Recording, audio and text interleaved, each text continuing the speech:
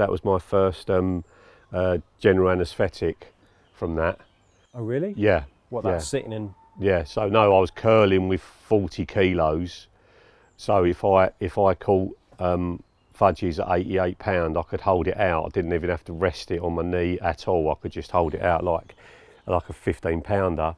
And I think I crushed the disc between my fourth and fifth vertebrae doing that.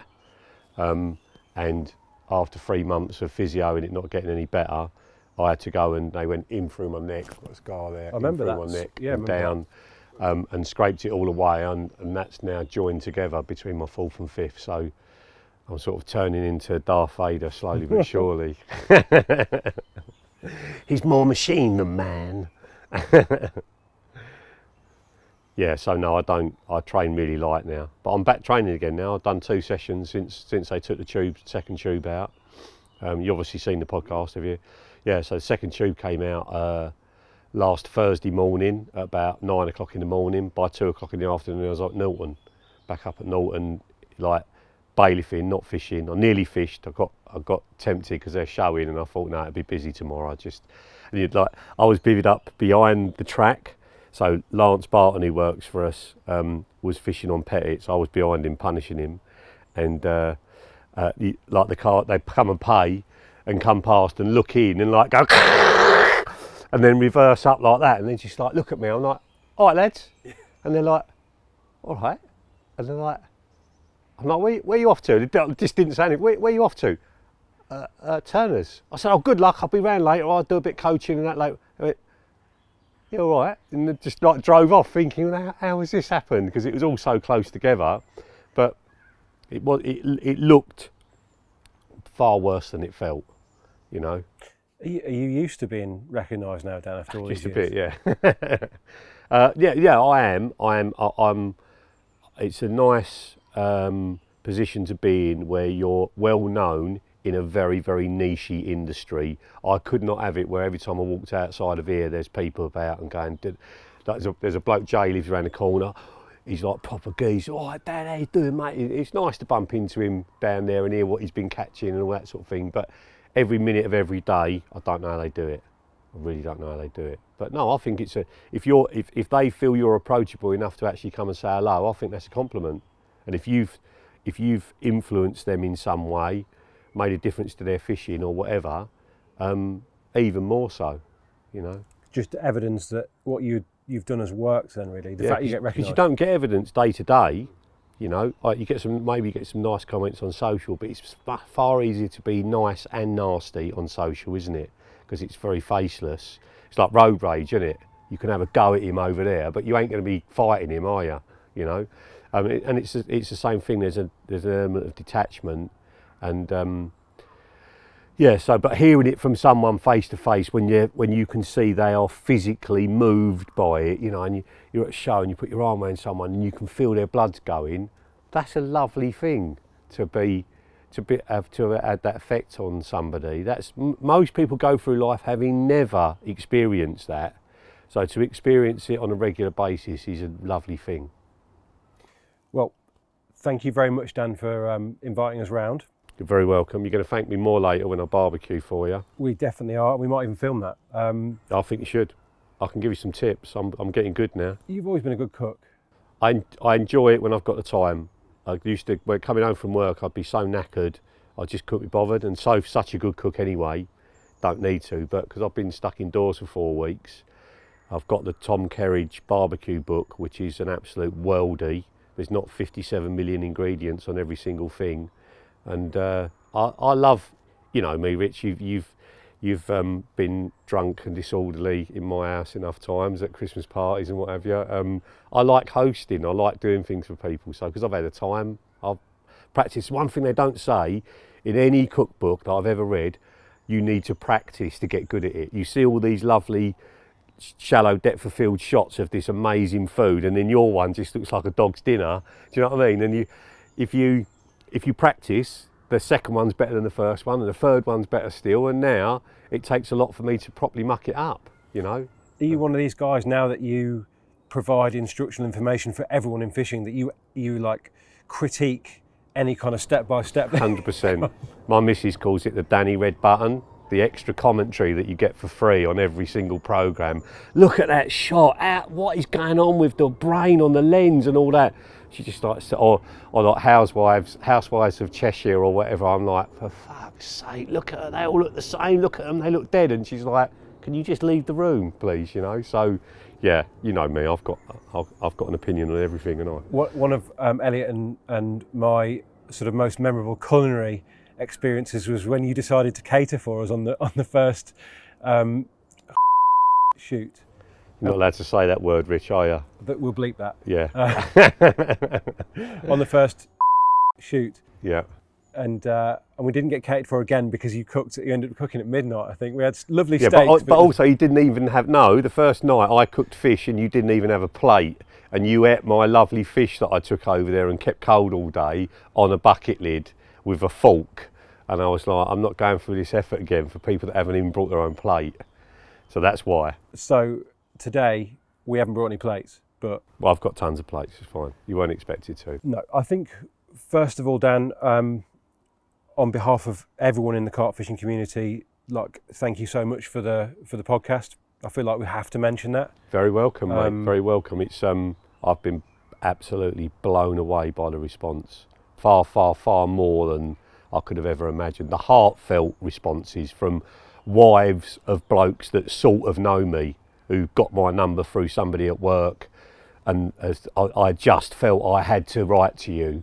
You know, we've been through this, or we've sat all our kids down and made them watch it. They all play football, they'd never put lotion on. Now they all put it on before they go out every single time. We don't even have to ask them. If it just did that one thing, like Damien's Wendy, you know, we all know Wendy, you know, force of nature. She had a battle with Francesca, a little girl, every summer about putting it on. Wendy wins, because Wendy don't lose battles, does she? You know, but now she sat down and watched it. She went, I don't want to end up like Dan, you know, and she puts it on. If it had just got that one thing, if Francesca had just taken it seriously, it would have been enough. But we have no idea how far it's reaching, and it will carry on doing that. So no, you're very welcome. It was the right time to do it. I didn't want people talking about it and my life to be just about that, because it doesn't make any difference to you getting better or even getting through it. And it just felt like the right time to make people aware, you know, of the risks. Has it, when you walked out of that studio, in fact, when you turned up for work, if you've presumably been to Quarter Towers since, yep, were people's reactions to you different? No, I have to say, Jill, who works in product development, who works in manufacturing, she said, can I high five you? Boom, just did that. And little Julie, do you know Julie, who works in production? No. No, I don't think she was there when we were there, perhaps. No. No? Steve Lindsell's missus? No. No, she's a force of nature, absolute firecracker, little tiny lady who runs the float production, and she is a proper live wire. She went, can I give you a hug? And I'm like, yeah. So I hugged her, and then I went, fucking hell, like that. And everyone pissed themselves laughing in the canteen. And she was like, oh my God, you know. So yeah, but no, that other than them little moments of just showing respect, I think, you know, it's been exactly the same. Everyone's been exactly the same, and that's exactly how I wanted it. So yeah, you must have worried that all of a sudden people would be too afraid to even... No, I didn't actually. I didn't give it a second thought, to be honest. I really didn't. I've got to a point now, emotionally, mentally, whatever you want to call it, that I don't give a flying one what people think of me, good or bad. And I lived my whole adult life, being obsessed with that, you know, which drove me to be really successful, but it wasn't a pleasurable experience a lot of the time, you know. And now I really, really don't care. So if they were all funny, I'd be able to stand up in front of them and go, you're all being fucking funny, like, sort it out, you know, and then they have no nerves about doing it whatsoever, you know. Do you think, Dan, that there is a connection between successful and entrepreneurial people and adversity in their early life? I haven't delved into it enough, I've read loads of books on special forces regiments, SAS, Pathfinders, Navy SEALs, all that sort of thing. They seem to have had it tough, either brought it upon themselves to toughen themselves up because they wanted to be in special forces, or their dad used to beat them up or whatever, and they've had it tough, and they're the people that get through selection, who've got the mental toughness to get through selection, because it's a mental thing far more than it is a physical thing.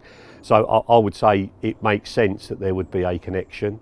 Certainly, you know, having grown up in probably quite a lonely, having like a lonely childhood with broken home and all that sort of thing, and not a poor one or a violent one or anything else, but a lonely one. As youngsters, we're all full of this life force, aren't we? You know, it's absolutely coming out. I see it in my little girl, you must see it in yours every day. They're overflowing with enthusiasm for life, aren't they? And I was able to suddenly channel that into fishing, first of all, which you do on your own. Do you know what I mean? So, you know, all my worries about what people thought of me and fitting in and everything else that every teenager has were irrelevant. And then Corda, you know, the opportunity to make money from it came along, and I could channel all my life energy into that. It didn't change the fact that I still suffered from low self-esteem, and I still felt I was fighting the world on my own.